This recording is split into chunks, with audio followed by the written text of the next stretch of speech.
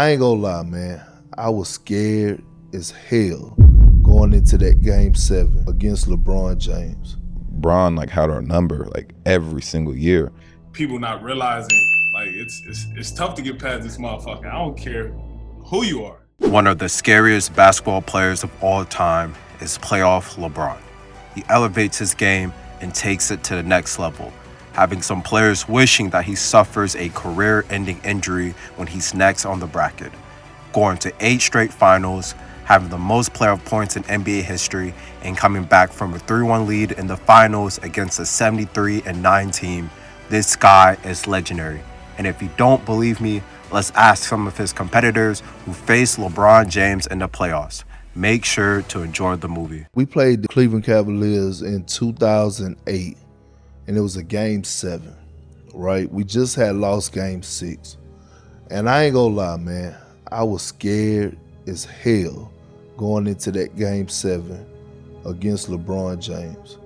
And this was the only time that I actually prayed that something happened to him at practice. I know, but I'm being real. I was like, let us get breaking news that LeBron has, tore his ACL or something. Jesus. I did, bro. I'm not even lying. I'm not even exaggerating. This is real. That's how terrified I was of LeBron. Let me tell you. We got by the Hawks. And I remember it was game 6 in Cleveland.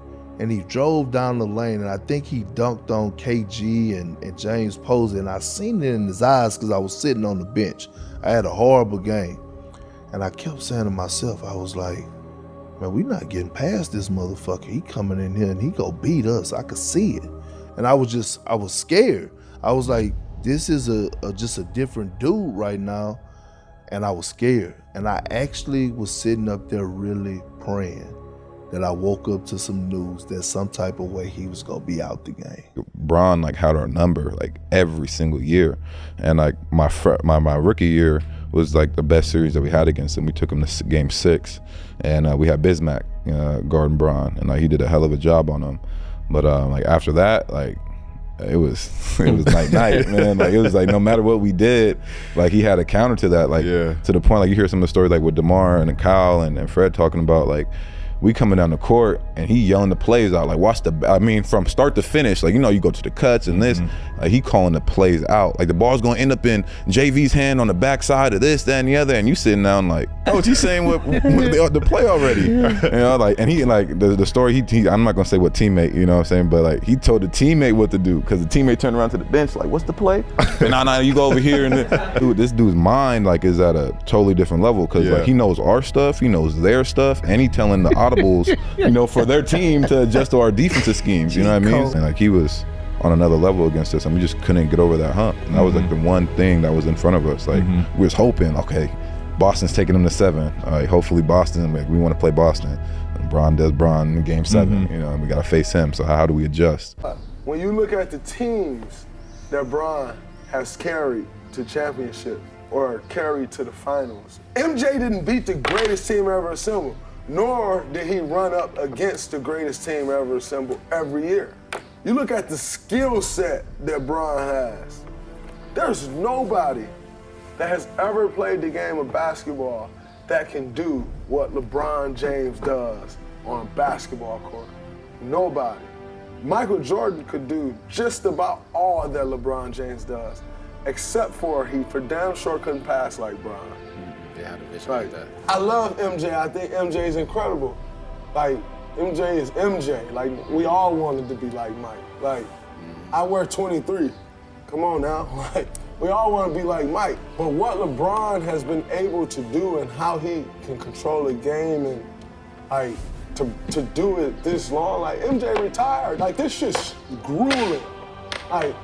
Going to the finals year after year after year. Bron went 8 or 9 straight years. 9 straight. MJ took a break right in the heat of that shit. Bron ain't taking no break. You know what he did? Went again and again and again and again. With different guys every time. And again. So for me, that's why it's Bron over MJ for me. And on top of that, the talent nowadays is way better. He knew exactly what he needed to do every game. because really he was, I think that playoff series, he averaged 45, I think. And he knew which games he needed to do more in, you know, like game one, early on, we came out, I think we surprised everybody and winning the way we won game one on the road in Cleveland.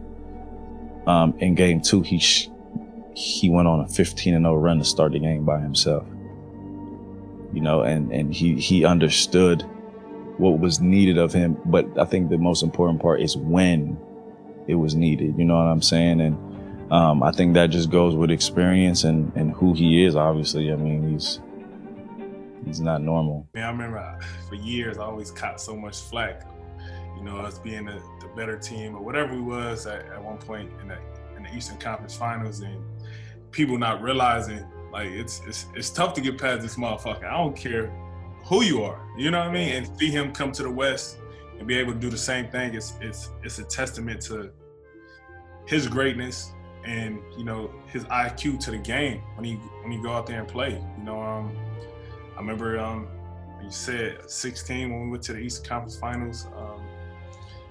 We won game 3 and 4, and it was like a whole nother mindset click for him in those next 2 games where it was like, yo, it's closeout. Like, and I remember, I don't know if I even told nobody other than my close circle. I remember it was a play we was trying to run, and one of our teammates forgot the play, and Bron told him the play.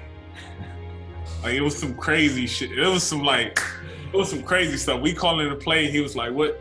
And Bron told him what our play was. You know, and it just shows you, like, how locked in this dude be when it comes to winning time, man. And you see it when he out there on both ends, man. On both ends. And that's just a testament to who he is, why he been to 10 finals. We just couldn't get past Bron, bro. like if we could have, like, I felt like we were right there. Yeah. Like, we had a chance. We just couldn't get past, bro, dog. And I gotta give him his flowers. Like, same shit. Like, every time we thought, like, oh, okay. Because there was a point D-Wade was struggling in the series, so he was like, cool. One of them, like, we took out one of them. Like, Bron go crazy. We still got a chance if D-Wade's struggling right now. But Bron just elevated and took it to such a different level, bro, that it was just like, There's nothing you can God, do. like, it bought D-Wade time. Like, it just so happened D-Wade, coach at the time, was at IU. He went there, got right.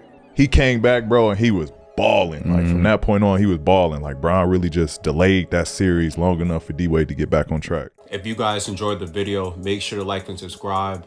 And comment, is LeBron James the GOAT? Is Michael Jordan the GOAT? Is Kobe Bryant? Who's the GOAT, y'all? Comment that down. Check out these other videos, and I'm out.